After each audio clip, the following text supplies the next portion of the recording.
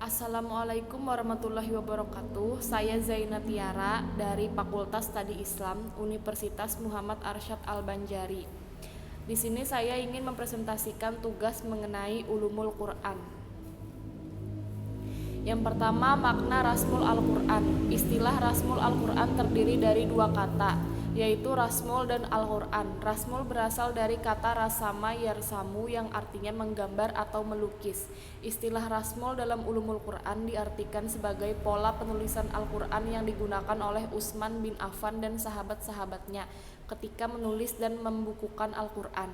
Sedangkan Al-Quran adalah bacaan atau kalam Allah yang diturunkan kepada Nabi Muhammad SAW dengan perantara malaikat Jibril yang ditulis dalam mushaf-mushaf dan disampaikan kepada kita secara mutawatir atau oleh orang banyak. Mempelajarinya merupakan amal ibadah, dimulai oleh surah Al-Fatihah dan ditutup oleh surah An-Nas. Berdasarkan makna bahasa, itu dapat dikatakan bahwa Rasmul Al-Quran berarti tata cara menuliskan Al-Quran yang ditetapkan oleh pada masa Khalifah Utsman bin Affan. Ulama tafsir lebih cenderung menamainya dengan istilah Rasmul Al-Mushaf dan ada pula yang menyebutnya dengan Rasmul Al-Utsmani. Penyebutan demikian dipandang wajar karena Khalifah Utsman bin Affan yang merestui dan mewujudkannya dalam bentuk kenyataan.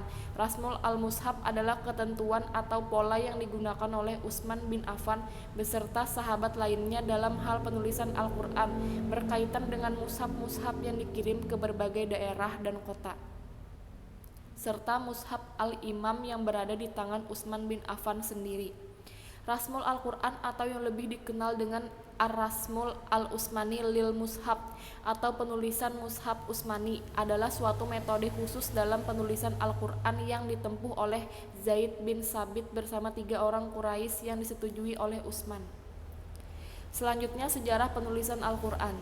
Pada mulanya, mushaf para sahabat yang berbeda antara satu dengan yang lainnya. Mereka mencatat wahyu Al-Quran tanpa pola penulisan standar, karena umumnya dimaksudkan hanya untuk kebutuhan pribadi, tidak direncanakan akan diwariskan kepada generasi sesudahnya. Di zaman Nabi Shallallahu Alaihi Wasallam, Al-Quran ditulis pada benda-benda yang sederhana, seperti kepingan-kepingan batu, tulang-tulang kulit unta, dan pelepah kurma. Tulisan Al-Quran ini masih terpencar-pencar dan belum terhimpun dalam sebuah mushaf dan disimpan di rumah Nabi Shallallahu Alaihi Wasallam. Penulisan ini bertujuan untuk membantu memelihara keutuhan dan kemurnian Al-Quran. Di zaman Abu Bakar, Al-Quran yang terpencar-pencar itu disalin ke dalam suhuf atau lembaran-lembaran. Penghimpunan Al-Quran ini dilakukan Abu Bakar setelah menerima usul dari Umar bin Al-Khattab yang khawatir akan semakin hilangnya para penghafal Al-Quran sebagaimana yang terjadi pada Perang Yamamah yang menyebabkan gugurnya 70 orang penghafal Al-Quran. Karena itu, tujuan pokok dalam penyalinan Al-Quran di zaman Abu Bakar masih dalam rangka pemeliharaan, agar jangan sampai ada yang terluput dari Al-Quran. Di zaman Khalifah Utsman bin Affan, Al-Quran disalin lagi ke dalam beberapa naskah. Untuk melakukan pekerjaan ini, Utsman membentuk tim 4 yang terdiri dari Zaid bin Tsabit, Abdullah bin Az-Zubair, Sa'ad bin Al-As, dan Abdul Al-Rahman Abdul Al-Harith. Kedudukan Rasmul Utsmani diperselisihkan para ulama. Pola penulisan tersebut merupakan petunjuk Nabi atau hanya ijtihad kalangan sahabat. Adapun pendapat mereka sebagai berikut.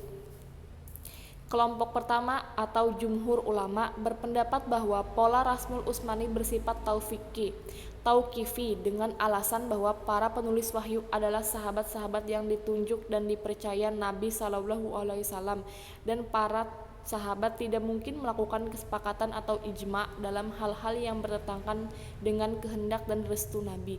Bentuk-bentuk inkonsistensi di dalam penulisan Al-Quran tidak bisa dilihat hanya berdasarkan standar penulisan baku, tetapi di balik itu ada rahasia yang belum dapat terungkap secara keseluruhan. Pola penulisan tersebut juga dipertahankan para sahabat dan tabi'in. Dengan demikian, menurut pendapat ini, hukum mengikuti Rasmul Utsmani adalah wajib, dengan alasan bahwa pola tersebut merupakan petunjuk Nabi atau tauqiki. Pola itu harus dipertahankan meskipun beberapa di antaranya menyalahi kaidah penulisan yang telah dibakukan. Bahkan Imam Ahmad bin Hambal dan Imam Malik berpendapat bahwa haram hukumnya menulis Al-Quran menyalahi Rasmul Utsmani. Bagaimanapun, pola tersebut sudah merupakan kesepakatan ulama mayoritas atau jumhur ulama. Kelompok kedua berpendapat bahwa pola penulisan di dalam Rasmul Utsmani tidak bersifat taufiqi, tetapi hanya bersifat ijtihad para sahabat. Tidak ditemukan riwayat Nabi mengenai ketentuan pola penulisan wahyu, bahkan sebuah riwayat yang dikutip oleh Rajab Farjani. Sesungguhnya Rasulullah Shallallahu Alaihi Wasallam memerintahkan menulis Al-Quran tetapi tidak memberikan petunjuk teknis penulisannya dan tidak melarang menulisnya dengan pola-pola tertentu. Karena itu ada perbedaan model-model penulisan Al-Quran dalam mushaf-mushaf mereka. Ada yang menulis suatu lafaz Al-Quran sesuai dengan bunyi lafaz itu, ada yang menambah atau menguranginya. Karena mereka tahu itu hanya cara. Karena itu dibenarkan menulis mushaf dengan pola-pola penulisan masa lalu atau pola-pola baru.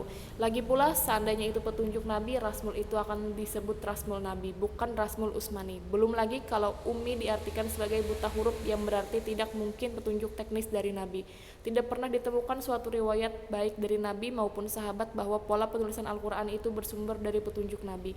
Kelompok ini pula berpendapat bahwa tidak ada masalah jika Al-Quran ditulis dengan pola penulisan standar atau Rasmul Imlai. Soal penulisan diserahkan kepada pembaca. Kalau pembaca merasa lebih mudah dengan Rasmul Imlai, ia dapat menulisnya dengan pola tersebut karena pola penulisan itu simbol pembacaan dan tidak mempengaruhi makna Al-Quran. Sehubungan ini mereka menyatakan sebagai berikut: sesungguhnya bentuk dan model penulisan itu tidak lain hanyalah merupakan tanda atau simbol. Karena itu segala bentuk serta model tulisan Al-Quran yang menunjukkan arah bacaan yang benar dapat dibenarkan, sedangkan Rasmul Utsmani menyalahi Rasmul Imlai sebagaimana kita kenal, menyulitkan banyak orang serta bisa mengakibatkan berat dan kacau bagi pembaca.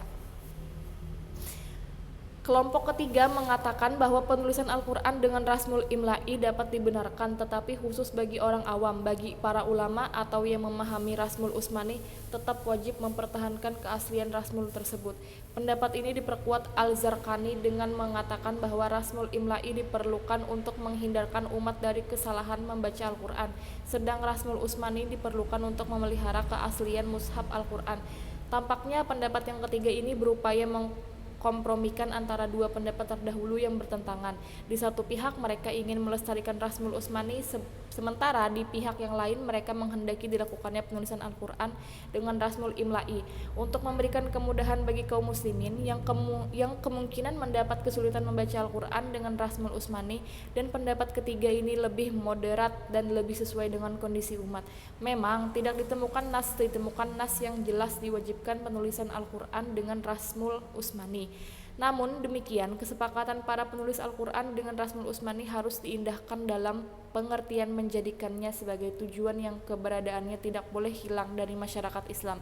Sementara jumlah umat Islam dewasa ini cukup besar dan tidak menguasai Rasmul Utsmani. Bahkan tidak sedikit jumlah umat Islam yang tidak mampu membaca aksara Arab. Mereka membutuhkan tulisan lain untuk membantu mereka agar membaca ayat-ayat Al-Quran, seperti tulisan Latin. Namun demikian, Al-Quran dengan Rasmul Utsmani harus dipelihara sebagai standar rujukan ketika dibutuhkan. Demikian juga tulisan ayat-ayat Al-Quran dalam karya ilmiah Rasmul Utsmani mutlak diharuskan karena statusnya sudah masuk dalam kategori rujukan dan penulisannya tidak mempunyai alasan untuk mengabaikannya. Kaidah penulisan Al-Quran. Yang pertama, kaidah hamzah atau al-hamzah. Apabila hamzah berharakat atau berbaris sukun atau tanda mati, maka tulis dengan huruf berharakat yang sebelumnya, kecuali pada beberapa keadaan. Adapun hamzah yang berharakat, maka jika ia berada di awal kata dan bersambung dengan hamzah tersebut, tambahan mutlak harus ditulis dengan alif dalam keadaan berharakat fathah atau kasrah. Adapun jika hamzah terletak di tengah, maka ia ditulis sesuai dengan huruf harakatnya, kalau fathah dengan alif, kalau kasrah dengan ya, dan kalau dammah dengan waw. Tetapi apabila huruf yang sebelum hamzah itu sukun, maka tidak ada tambahan, namun di luar tersebut ini kata yang dikecualikan. Kedua, kaidah penggantian atau al-badal dalam surah Al-Baqarah, Al-A'raf, Hud, Maryam, Ar-Rum, dan Al-Zurhur, dan kata ta'nis ditulis dengan kata maftuhah pada kata yang terdapat dalam surah Al-Baqarah, Ali, Imran, Al-Maidah, Ibrahim, An-Nahl, Luqman, Fatir, dan At-Tur. Demikian juga terdapat pada surah Al-Mujadalah. Kaidah sambung dan pisah washal dan pashal. Washal berarti penyambung. Di sini washal dimaksudkan metode penyambungan kata yang mengakibatkan hilang atau dibuangnya huruf tertentu seperti antara lain. 1. Bila an dengan harakat fathah pada hamzahnya disusun dengan la, maka penulisannya bersambung dengan menghilangkan huruf nun, tidak ditulis. Kedua, min yang disusun dengan man ditulis bersambung dengan menghilangkan huruf nun sehingga menjadi mimman, bukan minman. Ketiga, kata yang dibaca dengan dua bunyi. Satu kata yang boleh dibaca dengan dua cara dalam bahasa Arab penulisannya disesuaikan dengan salah satu bunyinya. Di dalam mushaf Utsmani, penulisan kata semacam itu ditulis dengan menghilangkan alif seperti pada kalimat maliki yaumiddin, yahdaunallah. Ayat-ayat ini boleh dibaca dengan menetapkan alif atau mat dan boleh dengan suara tanpa alif sehingga bunyinya pendek. Kesimpulan, dari uraian di atas, penulis dapat mengambil beberapa kesimpulan antara lain sebagai berikut. 1. Rasmul Al-Quran sebagai pola penulisan Al-Quran yang digunakan Utsman bin Affan dan sahabatnya ketika menulis dan membukukan Al-Quran. 2. Rasmul Al-Quran cikal bakal sudah ada sejak masa Rasulullah SAW, dalam artian pencatatan wahyu oleh para sekretaris Nabi SAW yang ditekan langsung oleh beliau dengan model tulisan pada saat itu. Sedangkan tulisan Al-Quran dideklarasikan sebagai ilmu Rasmul Al-Quran pada masa Khalifah Utsman bin Affan yang ditandai dengan pembentukan tim penulis dan pengganda mushaf Al-Quran dengan menggunakan metode khusus atas petunjuk Khalifah Utsman. 3. Tentang hukum menulis ayat-ayat Al-Quran menurut Rasmul Al-Quran, para ulama berbeda pendapat. Ada yang berpendapat bahwa itu taufik dan ada pula yang berpendapat bahwa itu adalah ijtihad. 4. Rasmul Utsmani mempunyai beberapa kaidah-kaidah. Yang pertama, kaidah buang atau al-hazab. 2. Kaidah penambahan atau al-ziyadah. 3. Kaidah hamzah al-hamzah. 4. Kaidah mengganti atau al-balad. 5. Kaidah sambung dan pisah atau wa al-fasal. Sekian presentasi dari saya. Salah hilap mohon dimaafkan. Wassalamualaikum warahmatullahi wabarakatuh.